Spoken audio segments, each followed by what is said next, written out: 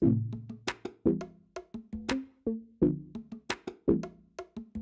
everyone, welcome to episode 46 of the Miami Tech Pod. We are back. What up, everyone? Brian, Maria, Will. We got the whole crew in the house here. How's everyone doing? Tired. Recovering From our Basel and the mania that it was. But man, what a week. That was incredible. And I mean, look, we'll get to that for sure.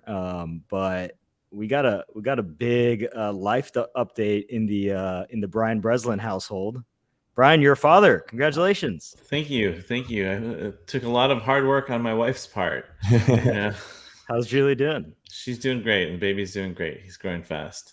I'm pretty sure all the questions I might have asked Will about fatherhood before did not prepare me for what it is when you actually have a kid in your hands. Yeah. You know? And the amount of diapers is mind-boggling. Yeah. That's the crazy thing about when you become a parent for the first time. It's like first of all, nobody knows what they're doing. So if anybody tells you like, I knew it right from the get-go, they're lying. Like the biggest moment is like you leave the hospital and they're like, okay, go with the baby. And you're like, you mean we can take the baby and leave? And like, yeah, go. It's your baby. It's your child. Go. You're walking out and you're like looking back. Like, okay, no one's chasing after us. I can just go. That's absolutely correct, because I can attest this. Like 2 weeks ago, or 3 weeks ago, whenever it was, we were leaving the hospital, and like my wife and I are like, there's no one stopping us. Like they didn't even bother to check to see if our car seat was incorrectly. Like it was just sort of like, get the hell out of here. We have 20 more babies to deliver today. Exactly. And then this thing looks up at you and he's like, you better know what you're doing, man. Yeah. So, but yeah, I can attest. Nobody knows what they're doing, and enjoy all those moments where you're just kind of figuring it out, because you look back on those times and they're special. And when you're in the middle, you're kind of stressed out. But when you look at it in retrospect, those are really good moments. It's like when you're figuring out, how to do all this stuff. I mean, so not just family stuff. There's there's more life changes in this crew here. Cesar, you have some big news too, don't you? Yeah, I have a new job. Super excited. I joined the team over at Picasso, a really fast-growing prop tech company that is facilitating the co-ownership of second homes. It was started by Spencer Raskoff and Austin Allison, two former Zillow execs, and it's a pretty neat model. We buy a home at this point of the company's journey, where kind of a higher price point second home, and we find up to 8 families that want to co-own the house together. And then after that transaction, when all of the co-owners own this home together, we step aside as the property manager. So the company's a bit on a rocket ship. We're about like 180 employees or so. SoftBank led our Series C, and it's valued at $1.5 billion. So we're off to the races for sure. Big congrats, Cesar. I'm super proud of you, because I considered you unemployable. And so the fact that you're able to get a new job is, I'm going to keep betting on you. Just let me know when the secondary shares are available.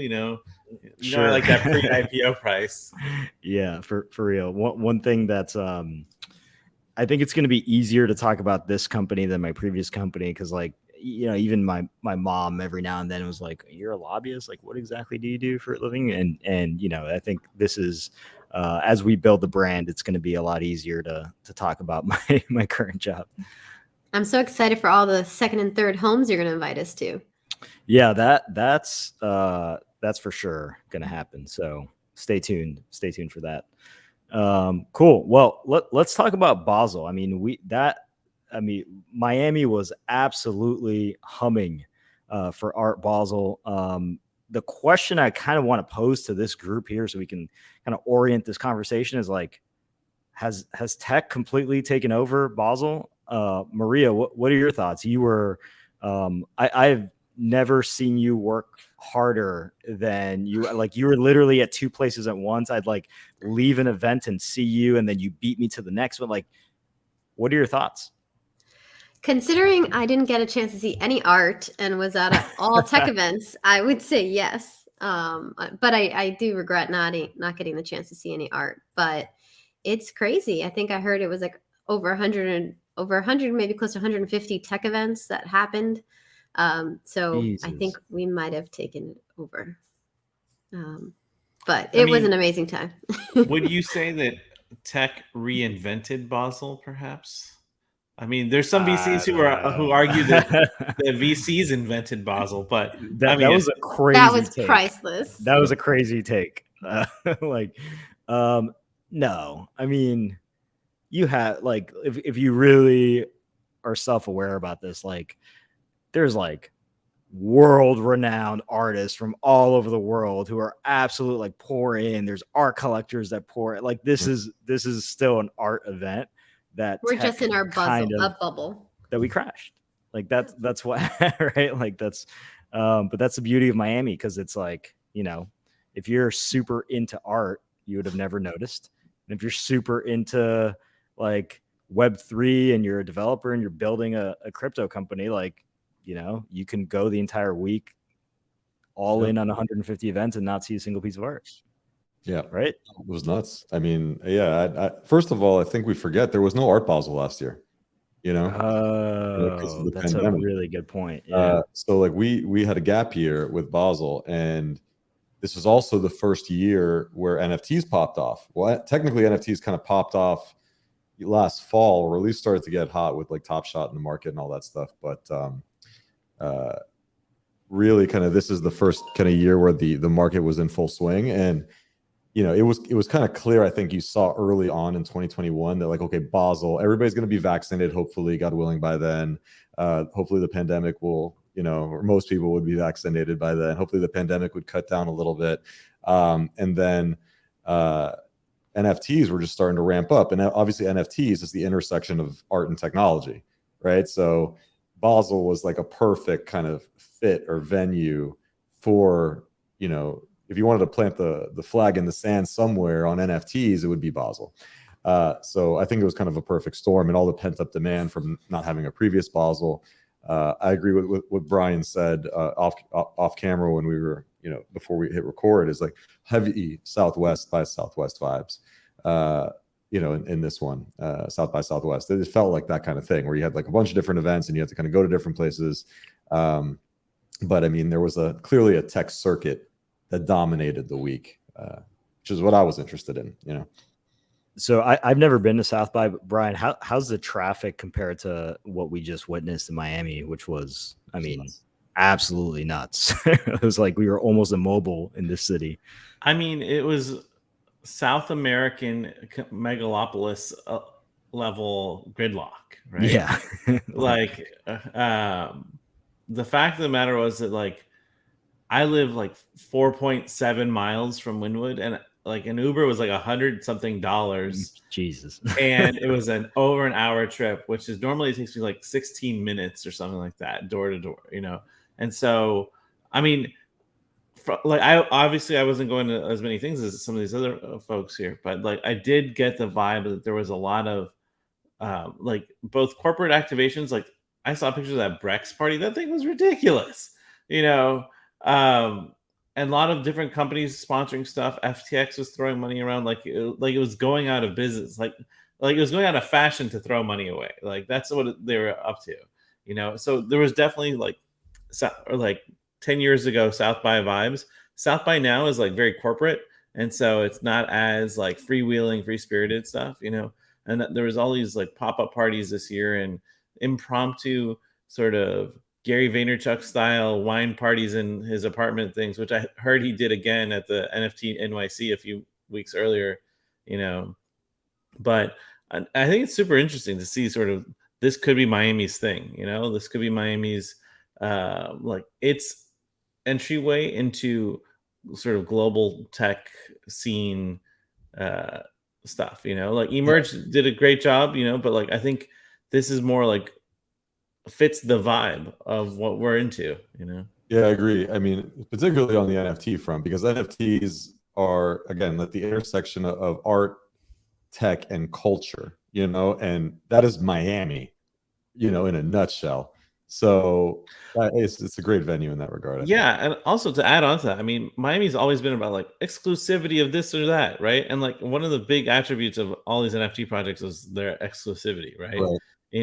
And giving access to other things by owning something, right? And Totally. so I think that translates so well into sort of that culture that we built up here for so long. For sure. I want to particularly give a shout out during the week to a few folks that I think it was kind of at the pinnacle of Basel. The first want to talk about our illustrious co-host here, Maria and Melissa Medina, for like what they did at La Casa, because I thought that was epic. I thought it was a really cool event. And it was a very it was interesting because it was a conference, but it felt like a home, because I guess that's why you called it La Casa. It felt like we were all just hanging out in the house. I never felt vibes like that in a conference. So hats off to you, Maria, for doing an incredible job on that front. And then also Michelle Labs for pulling off NFT Basel at the FTX freaking arena. I mean, she can now say that she put on the first NFT event ever in a major venue like that. Like all the NFT events to this day has been like little side venues and like little maybe theaters and stuff like that, but that was a full NBA arena, super world class as you could do it. And man, she really crushed it. So like hats off to the three of you for elevating Basel to another level that it's really never seen before. And the big draw of both events, the person who sold out that arena, Will Weinrob, the NFT celebrity. I got to share with our listeners is one moment at La Casa where Will had just finished a great panel on NFTs and what this means, and like the people who are building and what's going on in that space. And he's outside, and I walk over thinking I could just like walk up to my friend Will and say hi to him. And there was a swarm of people around him. And I was like, I'm waiting in line to speak with Will Weinrob. This is amazing. Will, why don't you break down both panels at both conferences, what the key messages were about and what you think the big takeaways were? Yeah, sure. I mean, both conferences were great. They each had their own unique vibes. I'm just grateful that they invited me to be on these panels. I feel honored. At FTX Arena, that kind of started off the week. That was on Tuesday, I believe. And that was really cool. We were one of the first talks. So we kicked off the day, me and Roz and Swan, and we basically did like a little NFT 101 because like 10 to 20% of the audience were trying to learn about NFTs for the first time. So we broke down like what WAGMI means and probably nothing and and all the kind of terms. And one of my favorite shots of the week is, we're on stage and then there's a huge probably nothing image right behind us, which I thought was so great. And yeah, the reception and the energy from the crowd was phenomenal. Met a lot of good folks at NFT Basel. And then the next day I was at day 2 for La Casa, which again felt like you were just like in a packed home with a bunch of friends chatting about, Miami and NFTs and tech and all this excitement. So that was just really great. A lot of good energy, a lot of good questions from the crowd. David Goldberg did a phenomenal job moderating that panel. Friend of the pod who's been on before. So yeah, no, I thought it was awesome. It was an incredible week, and thank you to Michelle and thank you to Maria for even inviting me to be on these panels. It means a lot. So Maria, I will admit, maybe Will was not the highest profile guest at La Casa. You, along with Melissa Medina and Emerge and everyone that came together to put on that event, had a certain special Mr. 305 in the mix. Can you talk about that? Yes, Pitbull, and that was all the Emerge team that pulled that off. But our favorite ambassador to Miami, Pitbull, spoke at the end of I want to say day 2. That's all like a blur to me now. I was talking about Steven Galanis. I'm like, where what do you mean Pitbull? Oh. No, Steven's Mr. 312. That's right. That's right. But what I enjoyed was, as Miamians, you love Pitbull. He is, he's our mascot, everything that's wonderful about Miami. But what I loved is like after the talk at one of the happy hours, I was speaking to someone who was actually visiting, and the person I believe works for blockchain.com, and they live in Maine, and they were quoting Pitbull and saying how inspirational he was in his talk. And I'm like, I love it when I just thought like Pitbull was something that we love, but how just universally loved he is by everybody. It doesn't matter where you're from. So he was very inspirational, and I loved his kind of message about, come to Miami, love it, but give back to it. So I always have a crush on Pitbull. So he was wonderful. What other panels were a part of that event? And then we can go to other aspects of the week that were pretty exciting as well. So one of my favorites beyond Will's was Michael Arrington, the founder of TechCrunch, and Pomp kind of arguing about who was interviewing who on stage, and just they just had great energy in their banter. I mean, they're just hilarious. So that was great. There was, of course, another friend of the pod, Jack Abraham, having a cafecito talk with Mayor Suarez, which, we're a big fan of both of them. And then we closed out the 2 days with Mayor Suarez doing another cafecito talk with Peter, the founder of blockchain.com, and them announcing a big kind of sponsorship of Emerge, as well as kind of a big headquarters in Miami, which was great to hear, and all these jobs that are going to be coming here. So very exciting 2 days. And of course, Steven of Cameo gave a great talk, as always. So let's kind of talk about your thoughts of who threw the best party, Maria, at Basel. There was like a ton of events. I was like head down first week of work. It was, in retrospect, not the smartest week to start a new job in, but I think you got invited to everything. Go. One, I agree. You should have negotiated that as part of your contract to start a week later, or maybe 2 weeks, because you would have needed this week to recoup. Honestly, there was so much going on during the week that by Friday I had to just like take a day off. So I did not go to every event. But one of my favorites, and I have to be a little bit biased because they're one of Refresh's partners, but the Brex party that you mentioned earlier was a lot of fun. One, you got to arrive by boat. I did not arrive by boat though. But it was a very cool experience. See everybody kind of coming in, and I kept seeing videos of people who arrived from the water, and like the whole house was just lit up, and it was this gorgeous house in the Venetian with these kind of acrobatic women serving you champagne upside down, and it was just great vibes, great people. So that was a lot of fun. I would say that was probably one of my favorites. I do love that, like, only Brex, the company who has designed a corporate card intended to limit corporate spending, through a blew out corporate event. Like, it was amazing. Do we think that they expense that on like a Visa card or something that's not issued by them? I mean, that would have been the move for sure. Yeah. I mean, someone racked up a lot of miles for that party, on that corporate card. So who was there, Maria? Like, I think you were the only one of us that went.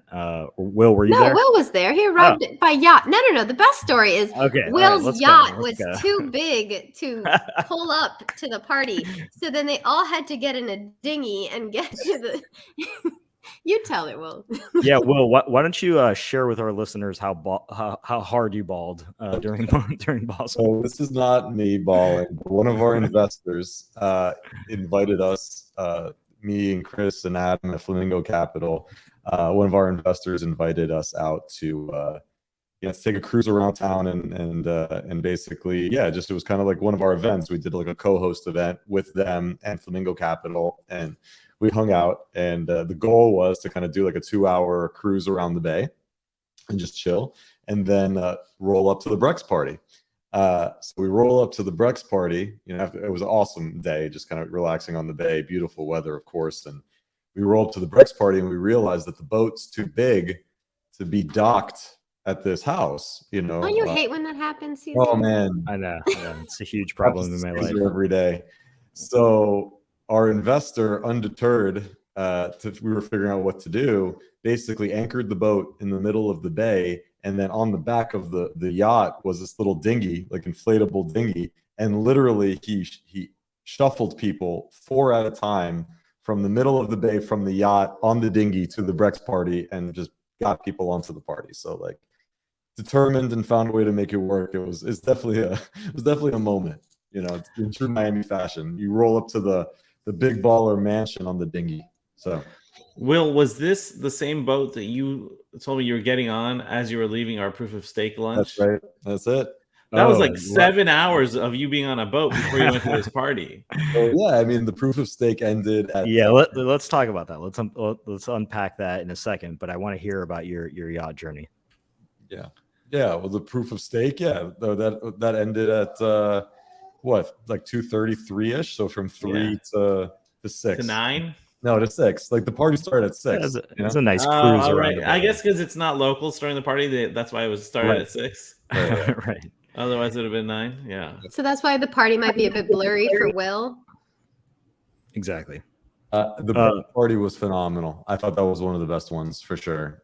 Again, granted, I didn't go to a ton of them, but you know, Shai at Goldman from Brex, like he crushed it. Like this was his event, and he just put on a great evening. You know, for everyone. It was really cool. It was definitely in true Miami fashion with all the, you know, the over the top stuff. Like Maria mentioned, there's like, you know, women pouring you champagne hanging upside down from a contraption. If you want to see what it looks like, go to businessinsider.com and this is our buddy Chris Adamo, who's being served champagne from said server.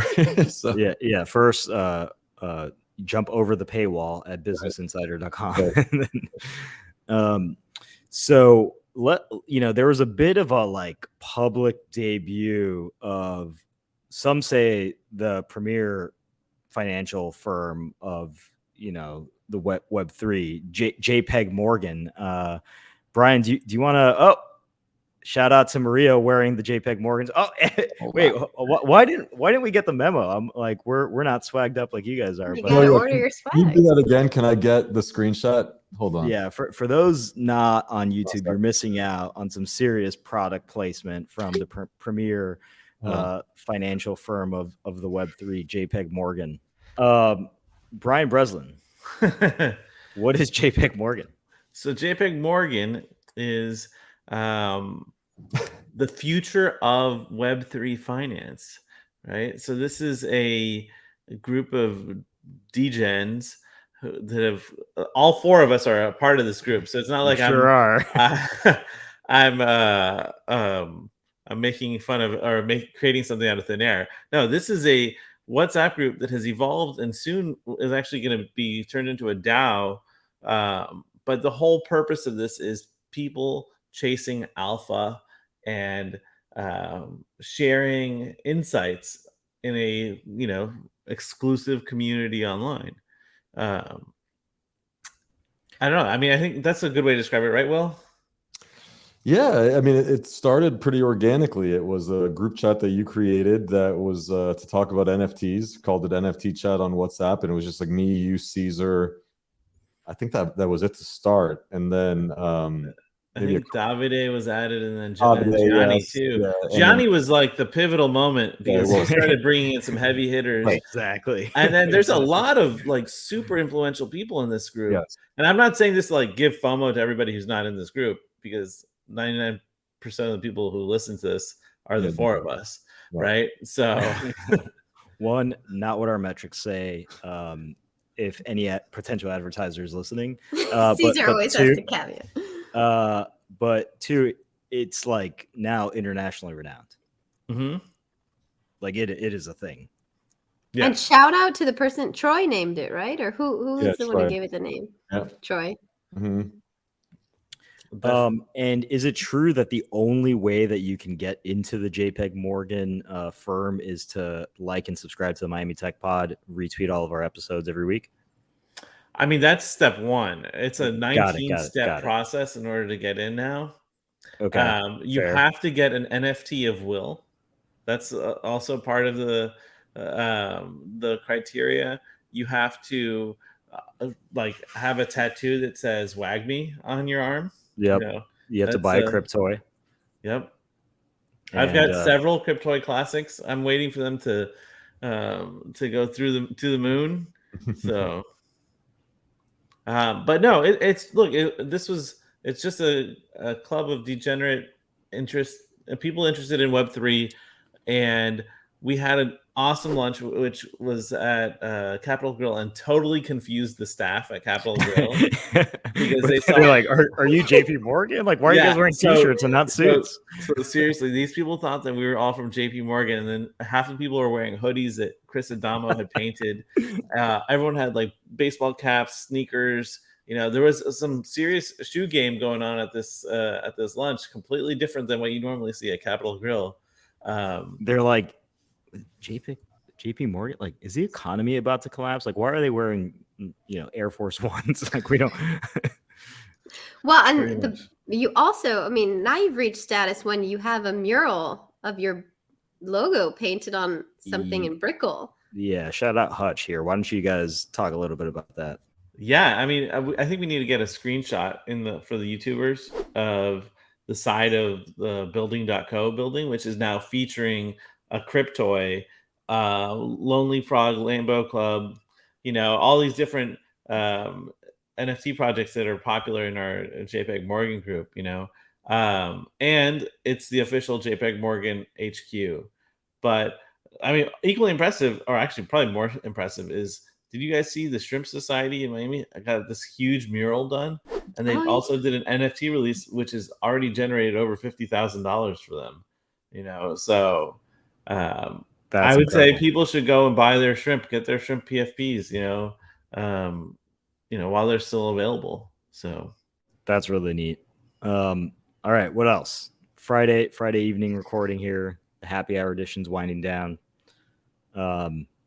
Anything else for the good of the order here for the Miami Tech Pod listeners? So I think since this is like we're winding down the year in a few weeks, I would love for our audience to reach out to us on Twitter and tell us who do they want to see in 2022. We're gonna hit it strong, like we're gonna hit it hard. We want to have the best guests, because clearly our guests come to us before they go on their publicity tours around Miami, right? Yeah. And so, exactly. We're thought leaders here at the forefront. So I want to know from the guests who they want to see. Do they want us to repeat a guest or two? Are there any themes that they're curious about? We still haven't done our croqueta tour of Miami. Still haven't launched the croqueta coin. Like, I know there's a lot. There's a lot in store for 2022. Yeah. Well, I have to say, in addition to being kind of the year anniversary of the infamous tweet, is also the year anniversary of us starting this podcast. That's coming up, Maria. Yeah. Don't scoop up the exciting 1 year anniversary episode that we got in store for.